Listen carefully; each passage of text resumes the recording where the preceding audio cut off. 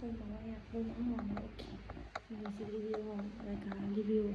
ของคอยสิประมาณนั้นที่ของคอยไปเลยอันนี้ก็จะเป็นที่นอนของหมู่เฮาเองอันนี้ก็จะเป็นเอื้อยของคอยกำลังคุยกับผู้สาวเราเอื้อยคอยแล้วก็นี่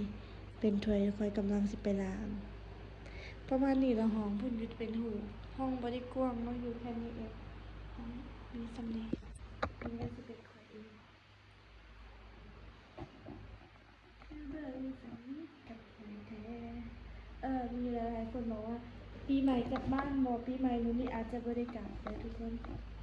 อยากกลับสงกรานต์แต่บ่ฮู้ว่าสิได้เล่นหรือบ่มากลับสงกรานต์ก็ได้จะไปเล่นไสบ่เคยไปเล่นไสเลยบ่เคยไปอยากเที่ยวถามว่าอยากไปบ่อยู่บ้านแม่ไม่ให้ไปนะมันเป็นไรแบบเวลาจะจับมอไซค์ทีนึงโอ้ลองแบบอยู่ที่ไหนก็ได้ยินว่าเราจะขี่มอไซค์จับมอไซค์แต่ว่าพ่อให้แบบไปเที่ยวไปไหนไปไหนมาไหนได้พ่อให้ไปนะแต่ว่าแม่ไม่ให้ไปประมาณ4 โมง 5 โมงก็เลยไม่มีเพื่อนก็เลยเป็นคนไม่มีเพื่อนพอเรานัดเพื่อนไปแล้วใช่ไหมว่าวันนี้เราจะไปนะพอนัดเพื่อนแล้วเพื่อนไปแล้วเรากลับไม่ไปนัดแล้วไม่ไปแม่แพงหลายบอกแม่ว่าให้ไปแพงหลายที่ไหนแล้วลูกทุกคนไม่ให้ไปเลยแต่ว่าลูกทุกคนเวลาแบบว่าจะไปเที่ยวที่ไหนไปอะไรแม่ไม่ให้ไปแม่ให้อยู่บ้านถ้าจะไปไหนก็ไปกับแม่คนนี้ถ้าไปกับพี่ๆแบบนี้ไปได้แต่ถ้าไปกับคนเดียวเขาไม่ให้ไปไม่อยู่ไม่ดุเราก็ไม่กล้าไปด้วย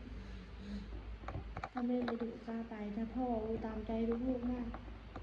เวลาขอตังค์เหมือนกันไม่มีก็ขอจริงๆพ่อไม่ค่อยชอบบ่นนะเวลาให้จะให้น้อยแต่ว่า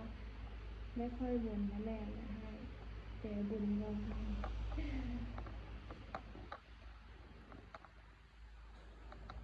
คือบางสิ่งเอ็ดกันแท้เป็นหมู่กันแล้วพลาดวันนี้เจ้าเด้อตูดูตอนนี้หนูนิดกำลังถ่ายตัวเองจะเห็นบอกอันนี้สิลงแดงฝากเข้าไปติดตามเลยเด้อทุกคนวันนี้คือบอนอนยังไม่ทันนอนเลย